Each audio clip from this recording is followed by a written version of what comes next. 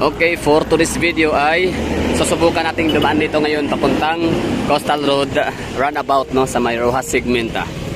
So from here sa may Rojas, Rojas Avenue. So tignan natin no. Magro-road test na tayo dito ngayon. Yan.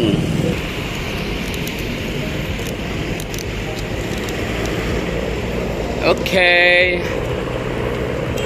Road test 101. Ayos no, ito na yun, nadaanan na natin.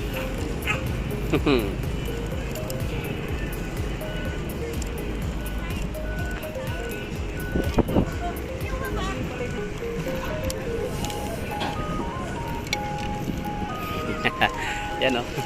Shout out mga hasindira sa Kwan. Barangay 31. 37 pala. 36, 37. Anyway, so yun na. Road test natin. Shout out natin yung mga tatlong ali na yun. No? Si Maring Tess, si Maring Sol, tsaka si Maring... sino ba yung isa?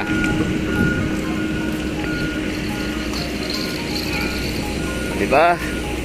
Dito na tayo. Nakapag-road test na. Oh, ba't parang may mga dumadaan na doon sa kabilang yun? Empleyado no? Kasi uwian na.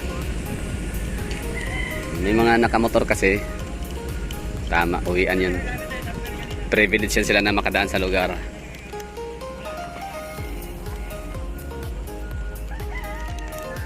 Ayos, ayos, ayos, ayos, ayos, ayos. Nakakatuwa.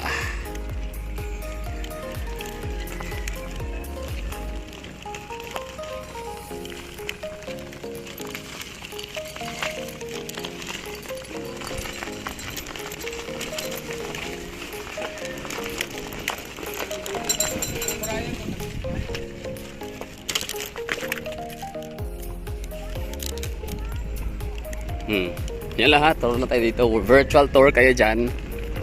Para na kayong lumipad. Kasama ko. Strolling somewhere in Davao City Coastal Road, segment 2. Or junction to Rojas segment.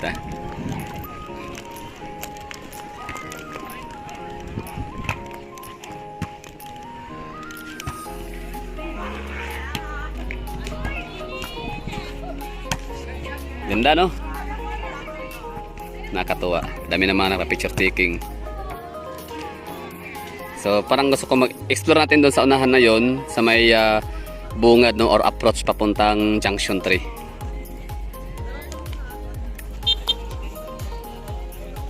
Ano yan, mga empleyado yan dito. Pauwi na sila. Retreat na sila. Flag retreat. Okay, so dito tayo sa may tulay ng Bukana na ba ito dito? Trading no? Area. So dito tayo magmula. Tapos biyahein natin ito papuntang doon sa may Junction 3. Approach lang naman no? So kung may gwardiya, bawal pang pumunta doon, panigurado. O di kaya kung wala tayong makikitang taong tumatambay sa gilid ng seawall, ibig sabihin nun ay bawal pa siya no? Bawal pang puntahan.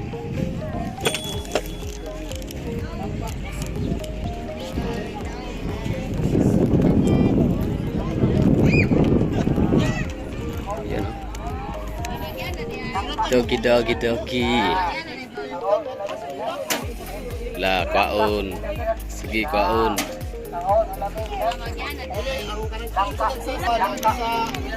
Lagi sa kilid sa magsisipek doon. Ito na lagi sa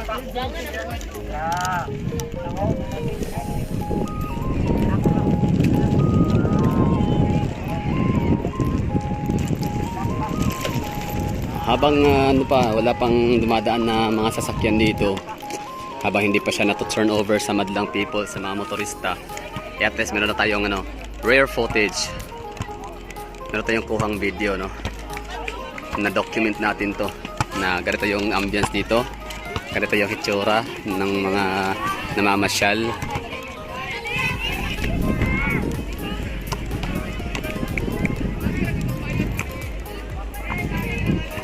Diba? Mali, pala siya, peaceful pa yung lugar. Ibig ko sabihin is hindi pa siya mausok, hindi pa siya polluted ng mga tambutso.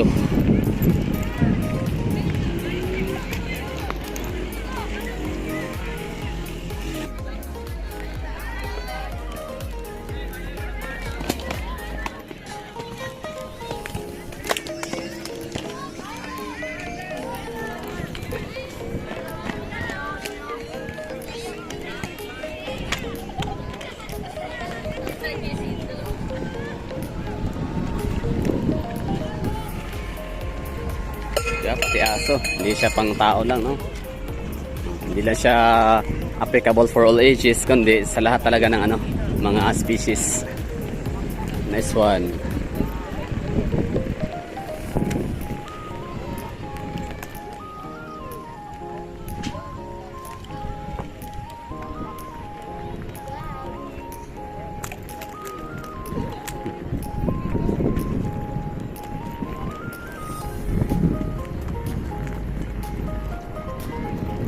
Ayan, junction 3 na tayo. Tapos may mga nagbibisikleta, may mga cyclist tayo dito na nakikita. And mga tao din, marami ng mga bata.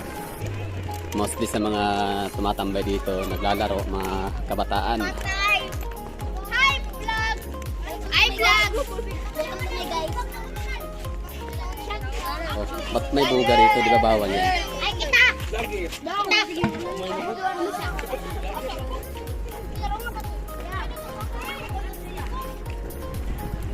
Diba? So dito sa Davao City, walang ano dito ha, bawal ang mga fireworks display, firecrackers, kahit anong uri na mapaputok. So yung buga na yun hawak ng mga bata, di ko alam kung possible ba yun na ipagbawal din dito o talagang bawal. Baka ano lang yun, talaga laruan lang talaga yun. Hindi nila intention na ipaputok or hindi talaga siya designed, no, para paputokin nila. Kaya mga bata ha.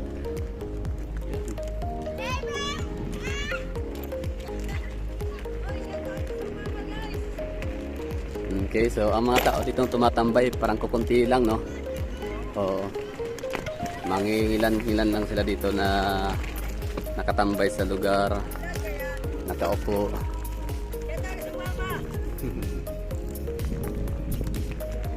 Ate, at least nakapagpamasyal tayo dito. Lugar Davao City Coastal Road Junction 3 kung saan wala pang mga sasakyan dumadaan. Actually, matagal pa to matapos. Ibig sabihin, tapos sa tong lugar na to natin dinadaanan, pero matagal pa tong mato-turnover sa mga motorista, madlang people, sa public. Kasi hindi pa tapos yung ano nito, yung tawag nito yung roundabout or yung exit area sa may Santa Ana area, Leon Garcia. Pero di ko pa napuntahan yan ha, kung anong ganap dun sa exit area na yun, kung talaga ba siyang gaya dito sa may Junction 1 and Junction 2 na meron talagang roundabout o rotonda. Grabe, ang daming bubog dito. Kaya pala siguro pinagbawal tong mga bata dito na tumambay or magpunta dito papasok, kasi yan na nga, may mga nagrarayot. Yan ang sabi. Shoutout kay SG123 dyan sa may SGTV 123 na yung naka-assign dyan sa may tulay sa Santa Ana. So kaya siguro pinagbawal dito kasi nga mga iba nangunguha ng mga bakal, mga kable, mga bata talaga elementary ganyan, kasi talaga yung ano, syempre kulang siguro yung binibigay na pambaon ng mga magulang. Kaya yun, dumidiskarte sila magkapera. Yun nga lang, yung mga kable, mga bakal, kinukuha nila at binibenta, nagkakakitaan.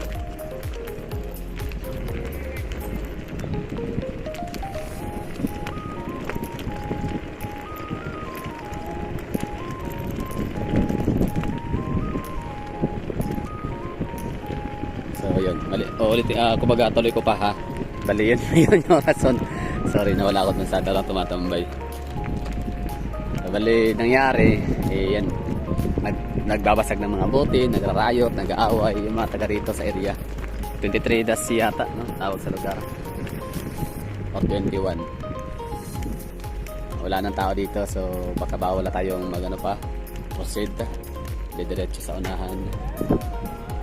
So, need na nating mag-retreat. Pero ganda, no? Ganda tignan. Ang ganda ng view. So dito wala na masyadong mga kalat ng mga basag na mga bote. Wala na mga bubog dito kasi may guard house. So kapag silang pumunta dito tumambay. Okay, sa unahan ay tulay na.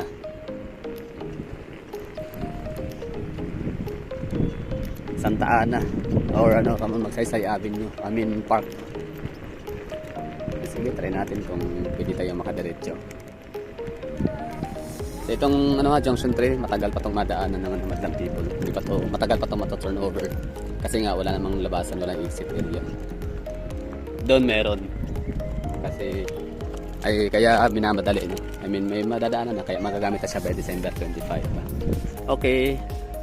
Next project ng Davao City is tanggal itong mga informal settlers dito at ililipat sila sa mas magandang settlement na mas ligtas, mas may kalidad.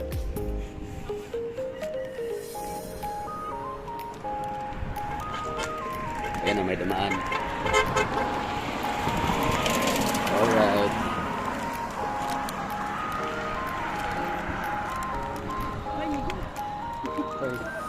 Sorry. Ito may mga bata oh. Naliligo. At malapit nang matapos yung ano natin dito, adventure. Kasi daw na nga at hindi pa nga ito passable sa may bandang unahan. Kasi pwede naman siguro, no? Ingat talaga sa bubog. So, sa mga, baka may mga batang magrarayot. O yun. Bubog, no? Mga bata dito nagtatapon ng mga bote. Okay, yun na ang ating ano dito, adventure. Dito na magtatapos at maraming thank you sa mga nanonood. Pero syempre, tsaka na natin i-turn off pag makikita na natin yung tulay sa Santa Ana.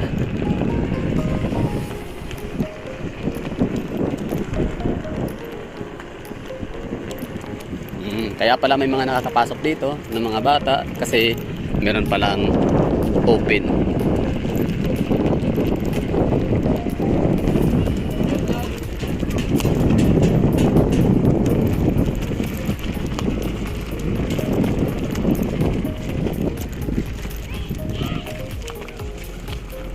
Okay, tanong na natin, no? Idol! Idol! Idol! Salamat do! Salamat do! Salamat do! Yung mga badyaw ang ano pala, salamat do! Salamat do ang thank you.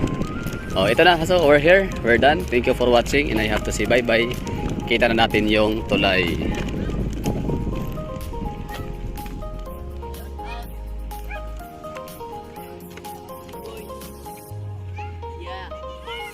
Oso pa mga rugby karon, di ba? Ball castle naman. Ha? Oso pa rugby? Nag-rugby pa mo? Double castle man dapat. Ha? Sina karon. Epoxy. Wala na, outdated digday ko ani. Okay, so yun ang natulay. Kita na natin na. So that would be all. Thank you for watching. Bye bye, ending at